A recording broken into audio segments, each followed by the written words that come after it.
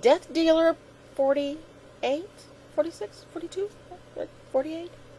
I'm so terrible with the numbers. Kids, if you put a number on your name, don't expect me to remember it. I am somehow some kind of learning disabled or something with the numbers. But he had spied one of my there it is. He had seen one of my sets of No Evil monkeys behind me in one of my videos. And so he did a good video. I'll probably attach this to it, and I hope that he will then attach his video to this one. He did a video about his little figurines that he has, his little statuary.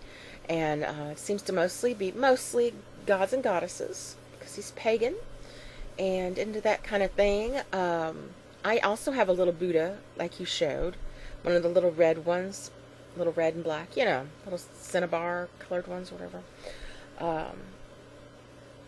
And I wanted to show you my sets of monkeys closer up. I say monkeys in quotes, really, because they're chimpanzees. They're not really monkeys, but potato, right? I have 3 sets of them, but I can only find 2 of them. The bigger set has vanished. I don't know if a cat has knocked it off behind something, or if I, for some strange reason, packed them away one day. I don't know. I'm a little bit obsessive compulsive, really. I kind of have an obsessive compulsive problem.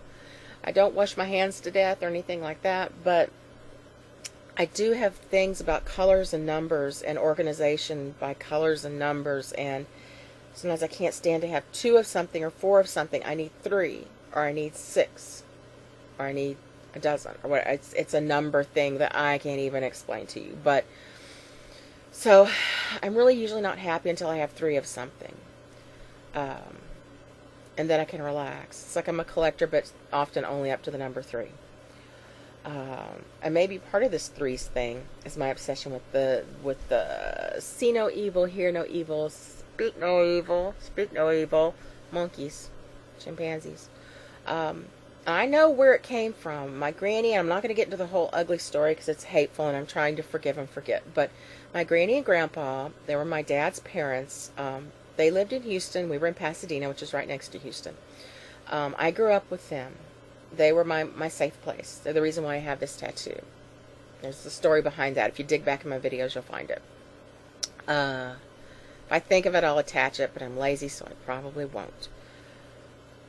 But I spent a lot of time at their house, as much time as I possibly could, because my household was very abusive and insane, and to go to their house, it was quiet and peaceful and friendly and laid back and normal on some level. What is normal, really, right? But my granny was a great lover of all things tropical. They liked funny stuff. They had the weirdest things, I swear. She loved things with, quote, monkeys, chimpanzees, though, on it, including on the back of their bathroom door. Like when you go in and shut the door, there it would be. You'd see it. A poster of a monkey, a chimpanzee, on a toilet with its little pants around its little legs. And I think it was hanging on to the pull flusher, like on an old-fashioned toilet, and it said, "Going bananas," on it. To this day, I'm still not sure if that meant, like, going number 2, going potty, I don't know. Or if it was just, woohoo, I'm going bananas, by whoosh, I don't know. But I thought it was hilarious at the time, and I wish that I had the poster now for some reason, although I don't know that I'd really want to put it up. I might put it up in my bathroom. I might. But she also had a little tchotchke shelf. It's one of those, like, tchotchke, knick-knack, bric-a-brac, gewgaws. She had a little gewgaw shelf. It was one of those, it's like two squares. They were real popular in the 60s, I think. A square and then another square kind of set into it. I don't know if you know what I mean. Most families have had one of those at some point or another. I own one somewhere. I had it in my bathroom, I think, in my last apartment. But she had all these neat little things, all sorts of different things. She liked 18th century stuff, like powdered wig and silk pantaloons and Marie Antoinette kind of stuff. And she had some Baroque things, but then she also had a lot of tropical things because she grew up in Florida, so she would have flamingos and palm tree things and They had goofy things, like they had a postcard in their kitchen up next to the table in there forever and ever that someone had sent them, and it was a turkey or a chicken, maybe chicken, and it was its backside, and it still had its little tail on it. I mean, it was all plucked and everything. It was ready for Sunday dinner, ready to be put in the oven. And where its little, me gesturing, where its little tail came out, somebody had put a pair of sunglasses on it, so it looked like a nose, and stuck a cigarette up its little butthole. And so it looked like some ugly old man smoking a cigarette. Yeah. And that kind of stuff was just real normal. They had outhouse salt and pepper shakers that said Mom and Pa on them, you know. It's great. And one of the things they had on the little knick-knack shelf in the living room was little white, hear no, see no, speak no evil, little monkeys of some kind. And I was fascinated with them. And when she was asleep and he was at work, I'd go in and get him down, play with them. I wasn't supposed to. And there was also some little tea set, little teeny tiny tea set, and I'd pretend like the monkeys were having tea.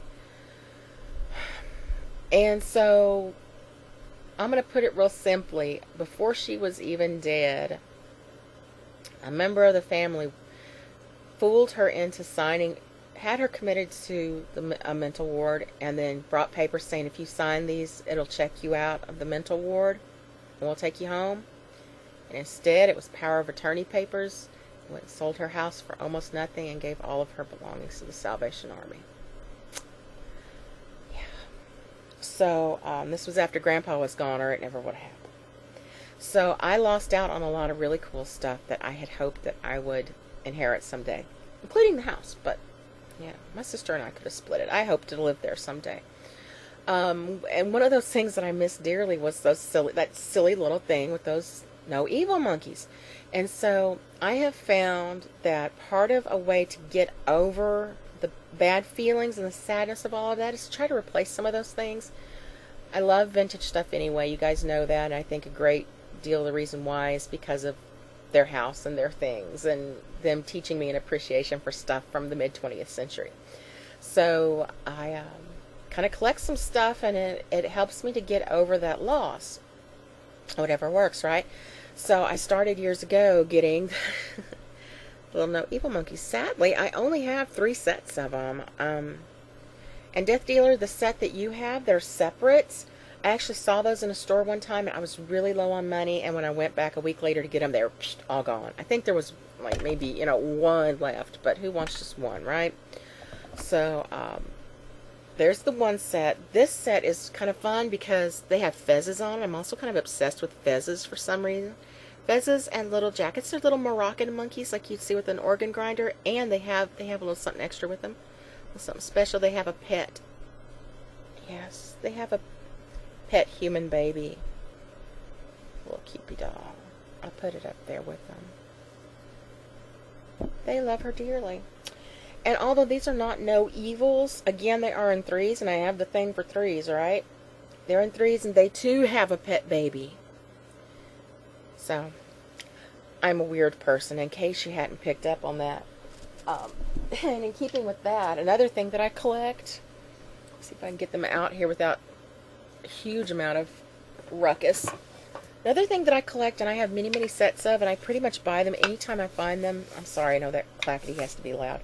Pretty much anytime I find them at a thrift store, or more likely at a yard sale or garage sale, because they're usually pretty cheap. Speaking of tiki, yes. Oh, wait a minute, that's the spoon. It's just not as dramatic with the spoon. Yeah, I love these things, and at my last apartment, last time I had my own place, I had taken a set or 2 of them, and these were made in the Philippines, and I painted them with chrome spray paint and hung them up on my kitchen wall. They were great, and I have a bunch of them, and I am someday, and they're all different sizes, someday I will be spray painting all of them with chrome paint, and they're just going to be hung all over one wall in my kitchen or dining room. They're going to festoon an entire wall. I have lots of weird stuff. I do. Anybody that comes over to the house wants in here, and they become automatically fascinated with my room. And when I had a house, same thing. Neighbors would come and look in the living room window. Ooh. So anyway, when Falcon and I get our place, you're all invited to come over and check out my weird stuff. And I'll make you a cake or something. Yeah. Okay, this has gone on way long. Wow, like 20 minutes. I'm probably going to put it in 2 halves because you can't handle a 20-minute video. Not even by me. Okay, guys, I'm going to go reheat my heat pack. And I'm going to work on my store. My e-creator store. Hopefully, by the end of the week, I will have an address for you. Maybe even before that. Because my sister is going to crack the whip over me. And she is going to actually... I'm not going to say. She's going to help me take pictures of some of my items that I don't have pictures for yet. Which should be good. She's a good photographer and good help. And it's always nice to have a creative partner for such things. Anyway, I got lots of stuff to do. So I need to go. I touched my boobs. Ooh. Bye.